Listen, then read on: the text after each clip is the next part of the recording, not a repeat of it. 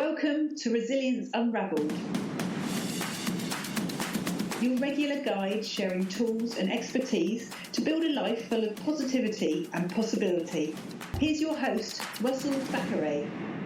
So today I'm really excited to be talking to Matt Kazam. We've had a quick chat before this podcast, and he sounds really interesting, really fascinating. I'm sure he's going to be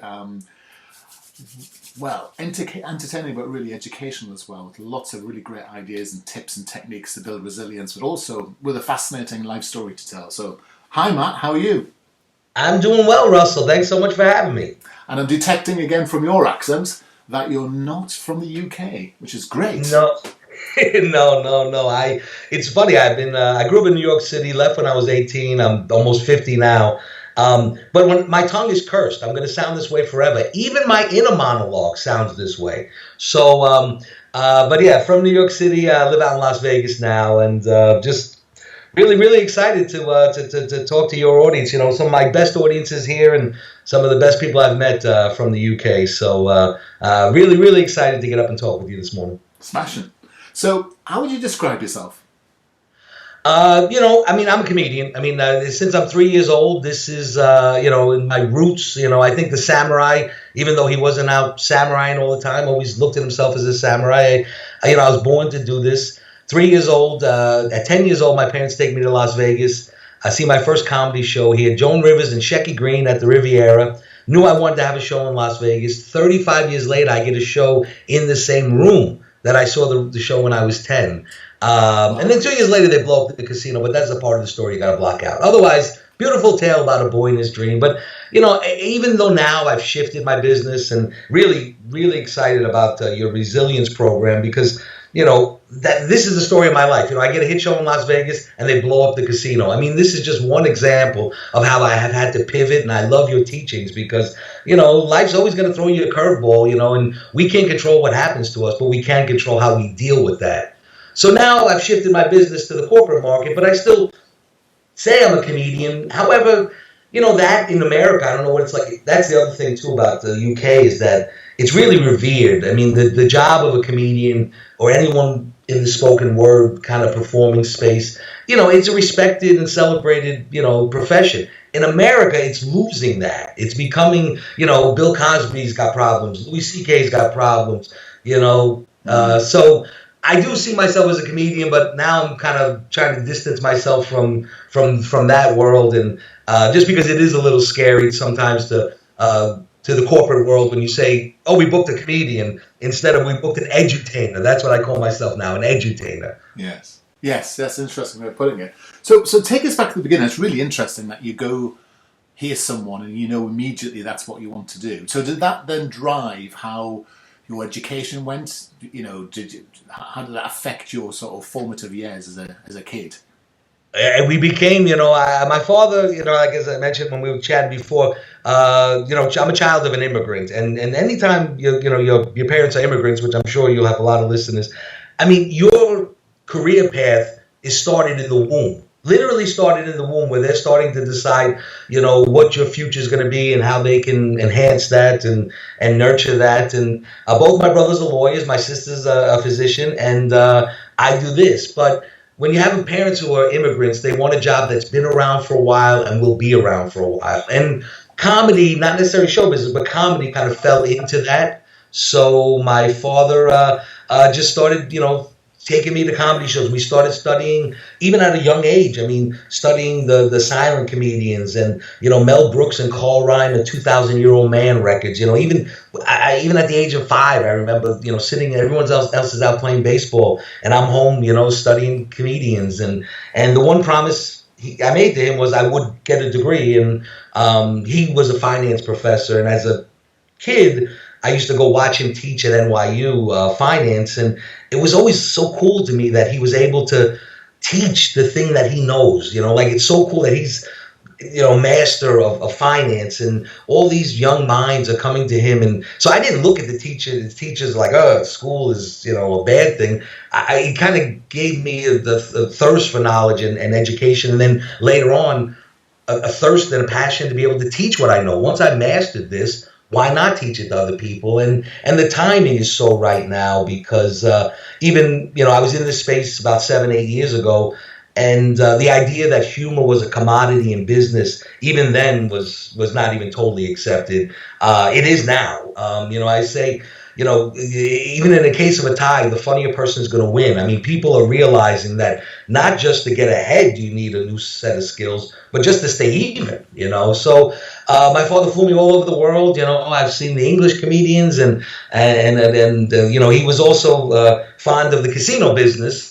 So, I got to fly around to casinos, and Don Rickles made me a banana split when I was 6. I mean, he knew that this was what I was going to do with my life. And just, I went to college, and then as soon as I got out of college, started comedy, and I got a PhD in comedy after working with some of the best. All the comedians that you know today, I got to work with them because I started at the right time, and the rest was history. But about 15 years into it, I realized I could teach it, and that kind of changed the game for me a little bit.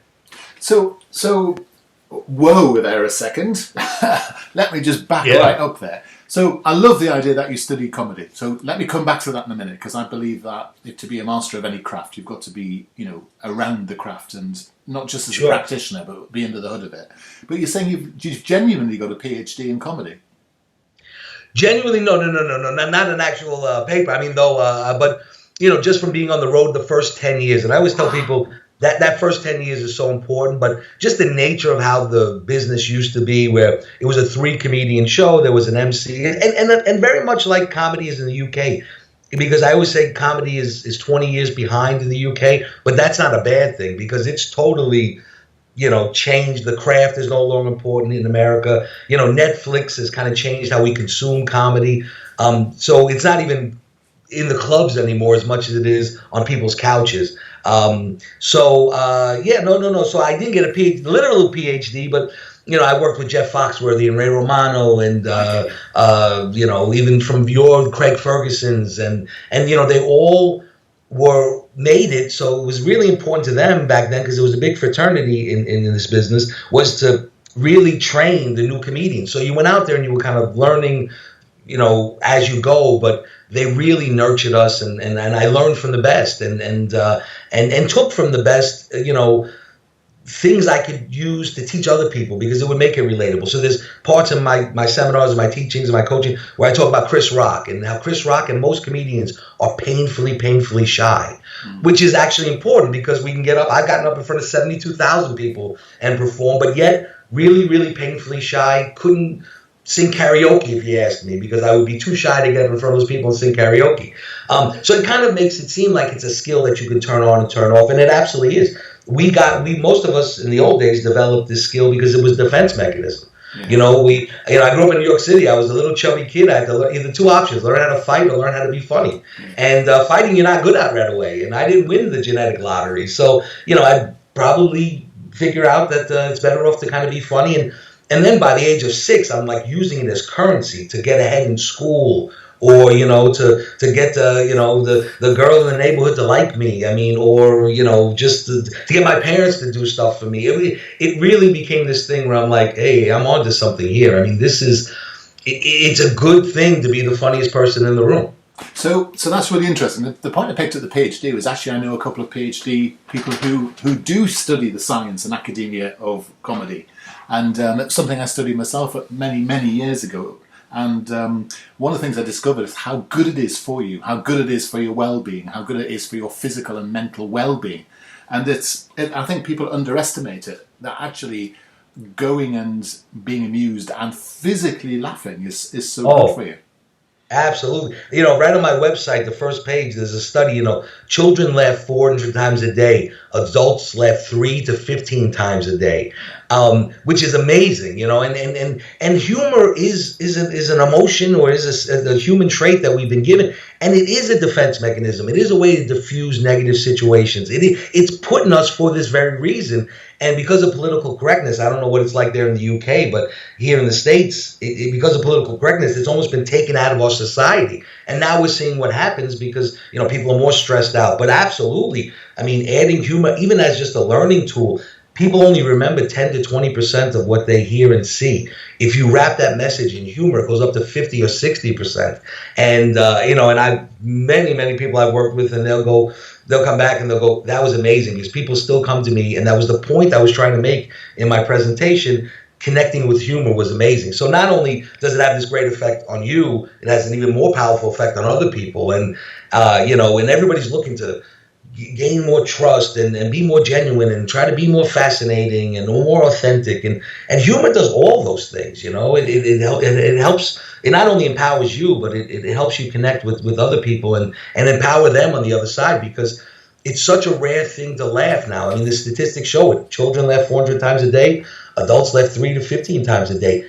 If you could be one of those connections where humor is used, it's really powerful on both sides. But definitely to relieve stress and for innovation, and even the joke writing process, how I brainstorm those ideas, easily applies to a lot of aspects of business. Okay, so that's really interesting, isn't it? Because you talked about the way that political correctness has come in, but I mean, I read a study ages ago about people getting better after illness. And there was a really strong scientific study showing people who watched comedies and laughed got better quicker. And that's interesting, because what you see in the workplace is that the nature of comedies changed. What we laugh at has changed, in fact. So that sort of belly laughter that we had as children, that sort of laughter that we had to get better, is very different from the sort of the laughing at someone that you see in the workplace or as you're growing up. That sort of very nasty, cutting, snidey sort of humour. There's a difference between the belly laugh and the very sort of cutting laughter, isn't there? And I think this is the problem. This is what political, love it or hate it, this is what political correct, I can't even say it, PC stuff's trying to sort out, isn't it? Absolutely. And in my teachings, and I'm self-taught, which Bruce Lee was self-taught. I mean, there's a lot of and in developing these programs, the great thing is I'm teaching the program that I created right from my playbook. So every example I take I know it works because it helped me get through over 6,000 shows. But people only laugh for two reasons. They laugh at a commonality and they laugh at a superiority, which is exactly what you're talking about. The superiority is there's a victim in the joke, and that victim couldn't be you, and then it's okay. You're okay to do it. But what we're trying to police out is the superiority laughter, which can be bigger than because the way it came from is that when there was one village and you were sitting in your village. This is why I love comedy, because it goes back to prehistoric caveman times. I mean, everybody had a job, and there was some guy who got up in front of the fire every night and made people laugh. I mean, it's an important part of our history.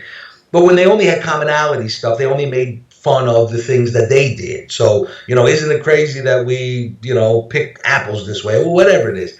And then what happens is they would invade another village and they would have a party, and then they would make fun of how this village did things. So I can't believe they pick apples this way. Our way to pick apples is much more superior. And so those are the jokes. So, even in some of the training, it's really important not just to say something, but to really do the math. And then once you get into the science, which maybe you've heard this from the PhDs, but it really becomes math at some point where each variable is given a percentage of success. But then also you have to break down and think 5 or 6, like a chess player, 5 or 6 moves ahead and go, well, how else can this be interpreted? Maybe this thing that's going to get a big laugh initially is going to backfire and get me fired, or, get this audience to turn on me.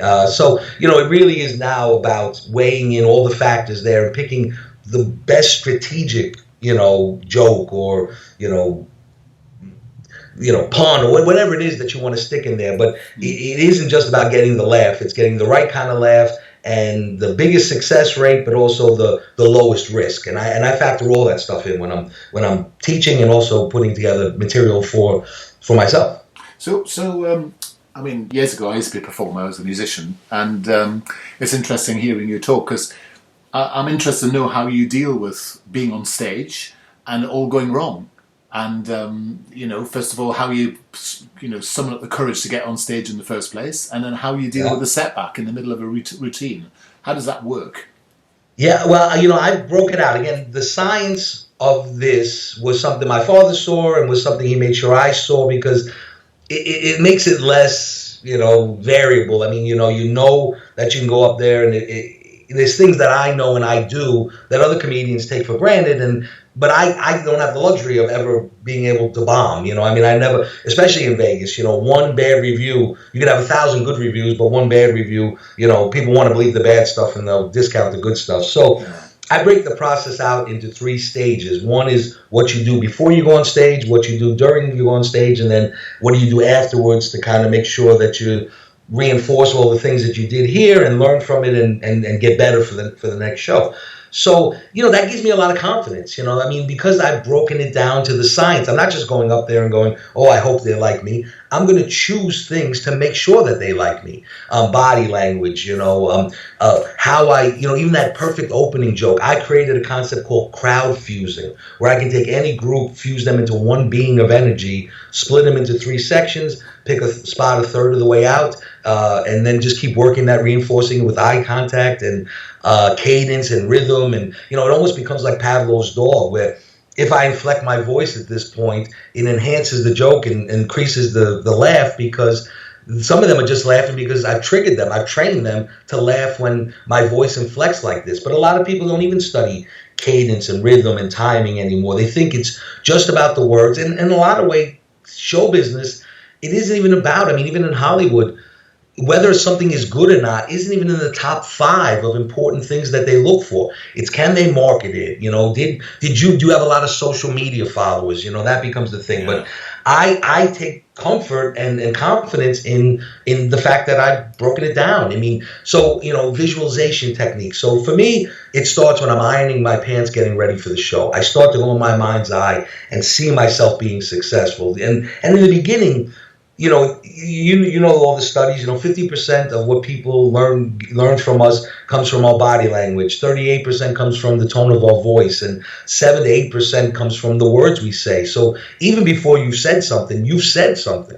So if you could get them on your side even before you speak, that is a powerful, powerful tool. So, that part of it, first of all, it's what I love to do. So I had to get over my fear of shyness and the idea that, oh my God, I don't know if I can get up on stage. When I was in college, I took public speaking for small groups, because at the end you had to give a speech for 30 people, and public speaking for big groups you had to give for over 100 people. And I was like, who the heck could ever speak in front of 100 people? Yeah. And I remember it. So I took the small groups one and was still terrified to speak in front of 30 people. Yeah. But realized that was just because I didn't know how to do it. So I'm going to have to figure out exactly how to do this.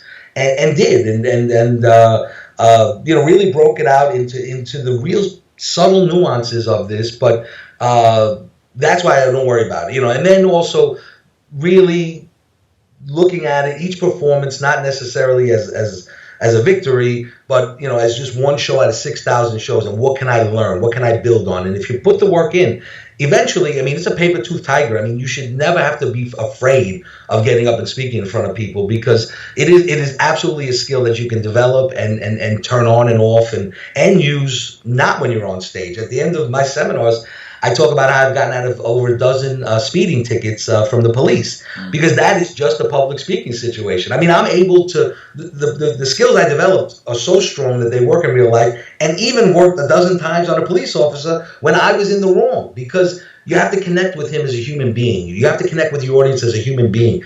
And, the officer may not let you out of the ticket, but Jim will, and you have to somehow connect with Jim. So I go through the whole process about how to take this negative situation, turn it into a positive. That's the other thing is, I've been on stage. The lights have gone out before. The power's gone out before. The microphone has gone out before. There was drunks. There was a million things that have gone wrong, and I figured out how to handle each one and teach other people how to do that too. So, yes, you should be a little concerned that anything could go wrong. It's called quicksand, where one thing goes wrong and then you go back and you try to fix that, and then something goes wrong fixing that, and next thing you know, you're sunk. But if you can avoid quicksand and really treat the things one-on-one as they come up during the show, nothing can happen that I can't get through. And literally, I talk about every single one of those experiences, when I'm with people. So So let me just unpick some of that, and if I may. So you're saying, so you talked about visualizing before you went on. That's great, and that's a very good technique. And I know for myself that really works well.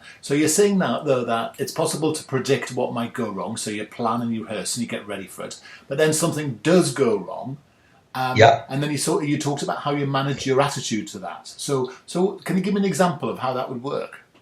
Sure. I mean, and back up a little bit, in the teachings, one thing you have to understand is you control their minds when you're in front of them. So just for example, if it's a little bit hot in the room and you mention that to them, it's all of a sudden going to be 15 degrees hotter in the room because you were in their minds. If the sound's a little bad, then if you say, hey, the sound's a little bad, they're going to perceive the sound as being much worse. So, understanding, first of all, that you are controlling the moments are controlling you. And if you've done everything, to go right, then you set this great foundation so that if something does go wrong, first of all, I teach people that things are going to go wrong, and then that you should be prepared for them and not freak out the first time it happens, because the audience doesn't expect you to be perfect. Even in my best show, I've made 10 to 20 mistakes. I mean, stumble on a word, or even in this podcast, I probably made 6 to 10 mistakes. But it's so much easier to move on. So, even teaching them when things come up, that it's much easier to move forward unless it's a factual break in continuity where you were supposed to say 8% and you said 80%, then it's worth going back and fixing. But even the idea that it's much easier to move forward and you don't have to draw attention to something unless you have to. So we start off there. But then things happen like the sound goes out, or I was in Florida one time and the lights went out and the club owner had sent me up a note saying, you better finish your show. If you don't finish it, I'm not going to pay you. So, go stand underneath the exit light. The emergency exit light was on a different generator, and do your show from there. Right. So, things that happened before, but now I know I can't just go do my show. So, what happens is too, when you're controlling the moments, time slows down. Like, it's not happening. And you've been on stage, so you understand this a little bit. It's not happening in real time. It's happening in your manufactured idea of what time is. So you can think a lot quicker. So now already I'm planning my tactic and I'm accepting my new reality that now I'm going to have to I'm going to have to do the rest of the show without this. So, and the better you get at this, and a lot of the teachings that I base on my foundation is that, you can control these moments, and this is just a different challenge, but it's not going to sink you. You can find a new way. Now you are going to have to tell these jokes maybe differently, and you're going to have to find a way to really draw them in, and then embrace the situation. So a lot of times I go, if you get heckled or asked a difficult question, you may not do the best job with it this time, but remember, you're going to be speaking so many times, performing so many times that you that it's worth taking the chance here, and then because you're going to develop something that's going to work now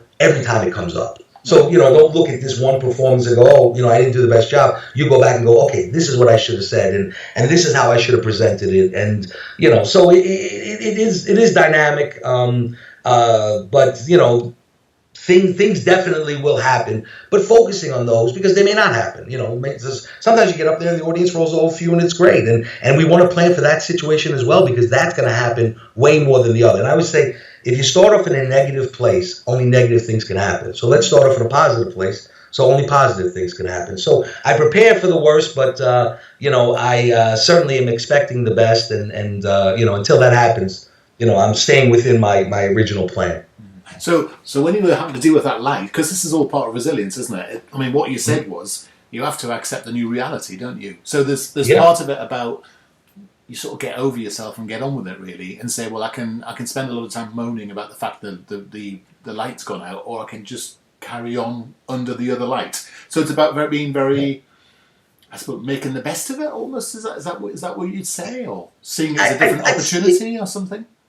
Well, I mean, again, like I said, new reality. You definitely accept that this is what you're going to have to do for the next. This is what you're going to have to do for the next 45 minutes. But also how you can use that.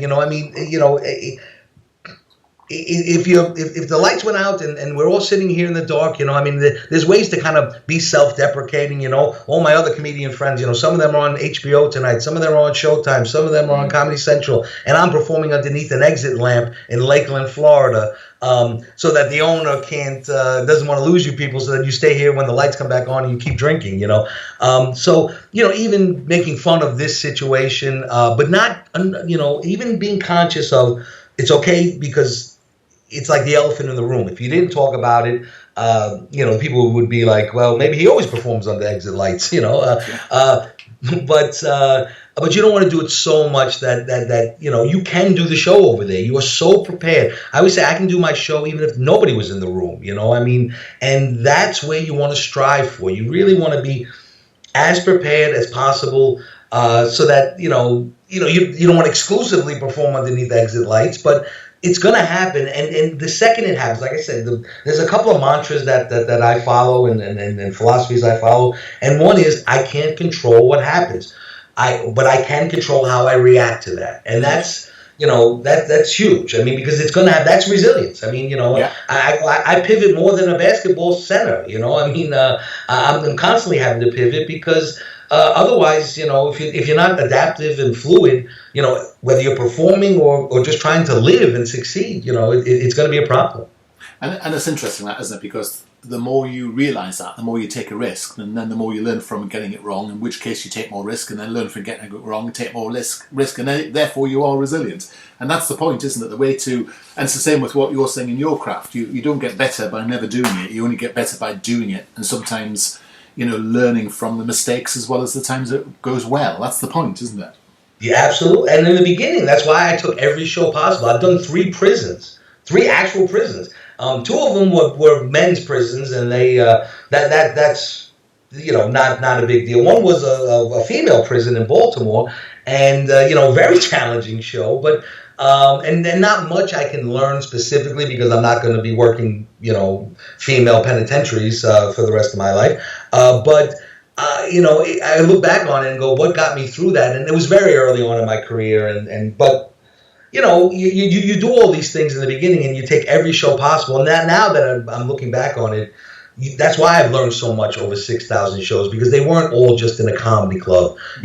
Some were, in different times of day. It's much tougher and a different approach to making people laugh at 9 a.m. It turns out I'm a good energy starter for these big conferences, and so and I'm one of the few comedians that says it doesn't matter. I change my approach and I choose some different tactics to get them to laugh. But before you know it, by 9:10, they might as well be in a comedy show. I transform wherever I am into the place I want it to be. So even if I've done shows and billionaires have hired me to perform in their living room, for Christmas parties, holiday parties. So I performed in so many different situations because I wanted to build those skill sets. And then, when I teach now, I'm literally, if I only performed in comedy clubs and theaters and casinos, maybe it wouldn't be as big a deal from a background of a learning skill set. But since I've done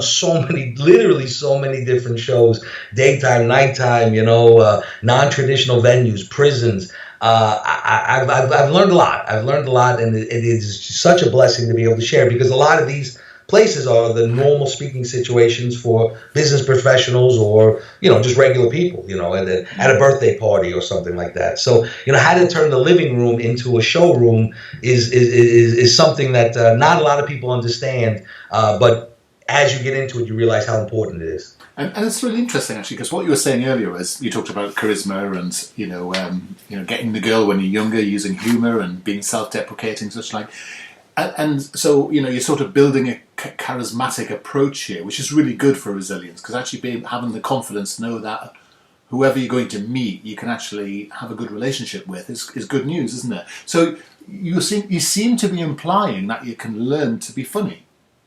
Absolutely. A lot of people say, they're like, you can't teach people how to be funny. I'm like, no, you can't teach people how to learn to be funny. But I had to teach myself, you know. I mean, the funniest people I know don't do this for a living, you know. It really is, and a lot of my teachings come from the three rings, what I call the three rings of stand-up comedy. And one of those rings is a public speaking ring, the performing ring, and then the joke writing ring. And then based on the situation, you know, you kind of blend the skills of all three of those, and that's, you know, what each situation, you know, sometimes you rely more on the public speaking ring, or you rely more on the performing ring, or if you're just writing a blog or something, you may only rely on the joke writing ring, but they're all equally important, so I break out each single one. It is something that you can absolutely turn on and turn off. If I want to be the funniest person in the room, I can. If I want to sit there and do nothing, I can too. I mean, knowing that a lot of my comedian friends are so painfully shy that they actually have to have a switch to be able to flip. And I do encourage people to have that. So before I go up on stage, I just let out this big woo, but it's just to let me know that now Matt is not going on the stage. You know, this is an enhanced version of me.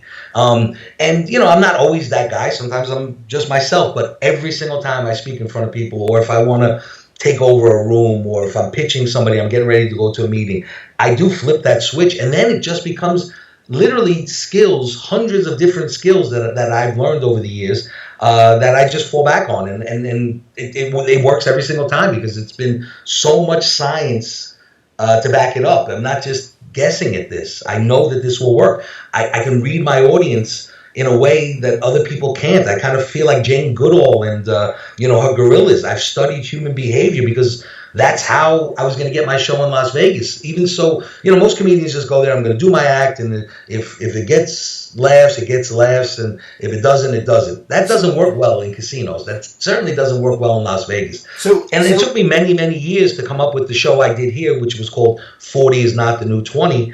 But you know, all of it comes from the fact that I knew. And even in Vegas, you have people from the UK and people from Asia, and, you know, people from the States, and you know, somebody who's 90 years old and somebody who's 23 years old. And there you really have to understand, okay, now what is going to make all these people laugh? I mean, not to the point that it's hacky, but you have to make choices. And you can train yourself to make better choices. Just like that's exactly, I'm sure, what your business is. It's just teaching people, whether it's nutrition, whether it's, you know, how you deal with stress or sleep or whatever. You're going to have to make better choices. And how can we train you to do that? So if I wanted to learn, if there was something simple I could learn to be able to become slightly more amusing, and therefore increase my charisma, what simple thing can I have a go at? You know, it's always, I tell people, an ounce of truth is worth more than a pound of lie. The funny is already inside of you. It's the experiences, you know, those embarrassing stories, the things that we have in common. And I think, you know, just understanding why people laugh. They laugh at a superiority, they laugh at a commonality. So you want to find common ground here, whether it's, you know, things that we all have to deal with, or, you know, if you're speaking in front of a group of insurance people, you know, maybe there's something that we all have in common there that we can mine for material. So just being aware of that, you know, instead of just going, I want to make a joke.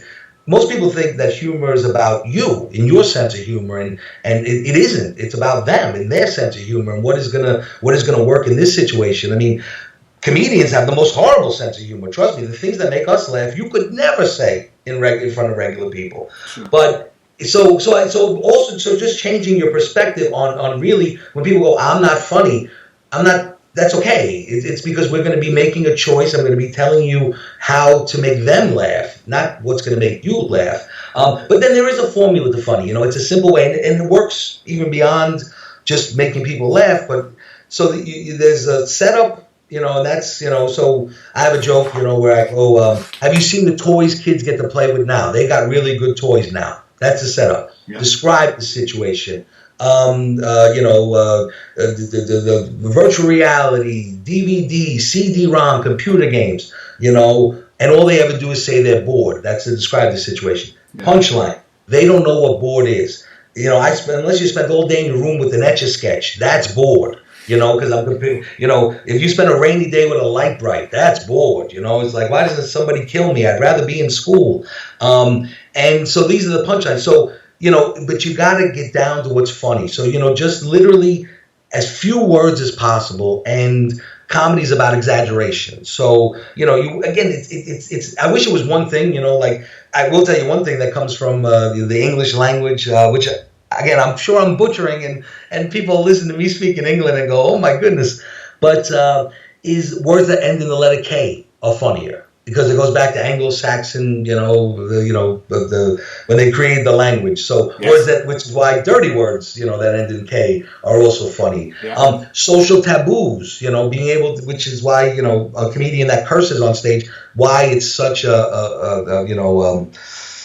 the crutch to lean on is because people will laugh when somebody is cursing in a public situation because it's a social taboo that we're not usually allowed to do, but this one person is allowed to do. So even if he's just up there cursing a lot, now it's a law of diminishing returns. It will not continue. The longer you curse up there, all they will hear are the bad words and not the words that you want them to hear. But, so there's but I'd always say look for something that you all have in common and try to connect a story that you have to that. And then the real comedy comes in exaggerating and choosing the right words. So the other day I was writing a joke for a guy who's getting ready to present to a bunch of insurance guys. And the guy that went on before him and that's always look for the opportunities. That's really what my teachings are, is that I'll make you aware of the opportunities. So the guy before him had gone on, him and his brother, and they had written 4 books together, New York Times best-selling books. A guy named Dan Heath, you may actually understand him. Him and his brother, Chip Heath, wrote 4 books on the New York Times bestseller.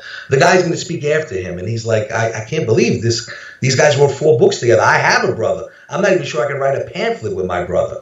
But coming up with pamphlet was the right word. It's a funny word, but you could just say, I can't believe that these 2 guys wrote the 4 books together. I couldn't write a book with my brother. Not as funny as pamphlet. So it's really not just one thing. It's a bunch of things. But I think the biggest thing you want to do is take it from your real life. Your truth is going to be more impactful than just something you make up. So even if and remember, the expectation level in a comedy club is they walk in, make me laugh. So I'm doing it as a higher level. You're just sprinkling it in. They weren't even expecting you to bring them any humor. So even if it's just an amusing story, that could be enough. Yes. So. Yeah, brilliant. So obviously I'm picking up you teach people humor. Is that other comedies, or do you do it in a corporate setting now?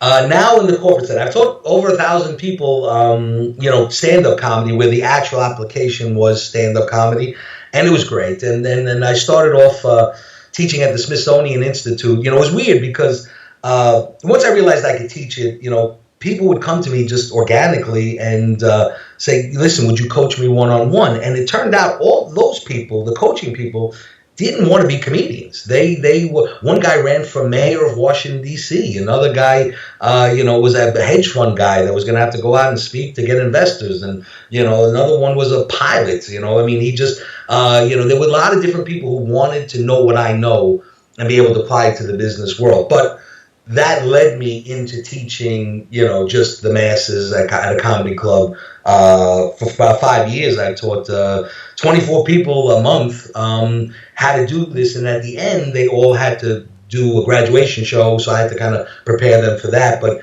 in having to work with them at that level where the goal was stand-up, I developed amazing teaching skills. So now when I shifted my business, and I don't want to teach stand-up comedians anymore, but I do want to empower business people with the same skills. So now I've shifted the whole business to only corporate training, leadership training, public, communication training, and then humor. And also the time is right, now.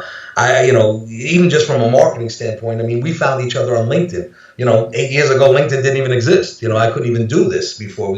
It became too hard to educate the market and create my offerings. But now it's turned into coaching, to training, customer service. I'm working on a program right now on how to use humor to diffuse negative situations on the phone for customer service people at Zappos. So, people are embracing this, and so now and it's also helped in marketing too. I'm working with a lot of entrepreneurs who are building e-commerce, sales funnels and landing pages and different things. And think about the headline to your sales ad. It's only 12 words. If each one of those words is so important to motivate people to action. So even just helping them, use the science of comedy and to just, enhance and elevate, the ads and the webinars and that part of the business as well, has become really, really exciting. But yes, I used to teach people how to do this, and you go through so much. I mean, to take someone and be able to get them to be able to perform, it's like walking over hot coals. It's such an amazing thing to get somebody to walk over hot coals, but at the end of the day, I feel like there's more power here, and the time is right to really create bigger programs here where, I have another program where I teach salespeople how to treat the sales opportunity as a performance. So what I do before, during, and after a set absolutely apply. And this is something that people have to understand, is that today you're not a salesman. You're playing the part of a salesman. The audience is bringing a set of expectations, the people that you're in front of, and then they may come from TV or movies or whatever their idea of a salesman is. You have to meet that or exceed that, even to just have a chance. So it really is a performance. But I work with a lot of hotels here in Las Vegas. Same thing with the front desk people. You're not a front desk agent. You're playing the part of the front desk agent at Caesar's Palace. Just immerse yourself in that role. It also makes going to work more fun. I mean, a lot of companies are embracing this. They call their employees co-stars. They call the property a stage. A set. So it's all happening at the right time. So I'm getting pulled out of comedy and out of the ticket selling business when really Netflix has changed the way people can. In 20 years, I don't even know if people will be going to comedy clubs in the UK, because once comedy gets watered down so much, the idea of spending $100 to go watch, 3 comedians where one might be good and the other 2 are not going to be good, and also not good because they're not paying them, and a bunch of the model is so broken that I pivoted because and also they blew up my casino here in Las Vegas, not to put up another attraction, but to put up more convention space. Las Vegas, my dream place, is really become a corporate convention town. People come here for work now. Yeah. And on the weekends it becomes a nightclub town. But, Vegas has changed, and I just, instead of fighting it and cursing the darkness, I lit a bunch of candles, But the good thing about this is that whatever situation's out there, the ability to see the funny side of it and to therefore be healthy as a result of that's going to be a good thing. So Matt, how can people get hold of you? My website, the new company is They Laugh You Win, and we do everything from corporate training to helping you with your marketing, and really coming up with the right. And that's another thing. A lot of entrepreneurs, everyone is launching something, and what I love about working with entrepreneurs is they've all mastered something, either the consulting business or management or media training, whatever it is that they're offering, or they wrote a book on how to, as I'm sure you've written many books. But when you go out there to do it, if you're a first timer, why should you be great at public speaking or working at a trade show or I give them the training from my 6,000 performances, 28 years, and then also use humor in there when a lot of them never even thought, of the power of that. So, we work with corporations, we work with entrepreneurs, and then, also in different ways. In training the people, I basically have 3 models. One, I can teach you how to do it, and you can do it yourself. We can work together and do it together, or I can just do it for you. And but the people go to They Laugh You Win, and it's just check it out. If you have any questions about anything we talked about today, I'm so happy to share what I know. If nothing else, hopefully my passion for this and my excitement for this has come through, because it's really, really exciting. Because most people think humor can only be used by the few, and it is not the case at all. It's absolutely something you can learn, you can get better at, and I'm going to show you all the shortcuts. Something that took me 28 years to learn will take you less than 28 days. Yes, one of the trials of teaching, isn't it, or training, that you have so much. It takes you such a long time to get this, and you have to transmit it very, very quickly for people. But that's what we love doing, isn't it? All that sort of stuff. Absolutely, Matt, you've been a force of nature today. It's been a real joy listening to you, and I've written, as often with these podcasts, lots and lots of notes some of which I'm sure our audience are going to appreciate. But actually, I've picked up a load of stuff as well for myself and my own work and such like. So I really appreciate your time. It's been a real joy to talk to you. And maybe in the future we can do this again sometime and actually really get under the hood of some of these things. Absolutely, and we have really, we only had this amount of time, and there are so many tips, memorization techniques, and I will leave because I want to give your listeners something of value. One big thing that people worry about when they get on stage, there's 100 things they worry about. Everybody's looking at me, Couple things real quick. Audience doesn't know how scared you are. 90% of what you're feeling, the audience has no idea. And like I said before, don't tell them. They're already afraid for you. Why do you use the tools of a stand-up comedian? Is because I can get them on my side even before I get to the microphone. So, but understand that don't tell them that you're scared. I talk about being afraid versus being scared, and scared is anxiety and a comfortability issue. But memorization, big thing, people go, I'm not going to remember when I get up there, my speech or my presentation or my stand-up comedy set. And it's true, because we don't use the memory tracks of our brain. Handwriting is one of the most powerful memory tracks we have. Write things down. If you want to remember them, write things down. There's studies where they gave a class to college students. Some were using electronic devices to take notes. The other ones actually took notes. 80% of what they remembered, the people who wrote the handwritten notes, did 80% better on the test. Record it onto a recorder and listen to it before you go to sleep. There's studies that show that we can learn when we go to sleep. Reason why these late night chat shows, they only have 1 million people watch them, but advertisers are clamoring to get to them because it's the last access they have to your brain before you go to sleep. And things that you study right before you go to sleep just get burned into the mental hard drive. Go for a walk. When you're walking, it releases endorphins that help the brain remember stuff. So walk and talk and dramatize. But in the program, we talk about how to remember people's names and things like that. So there really is no stone I've left unturned, and it definitely warrants another conversation for sure, Russell.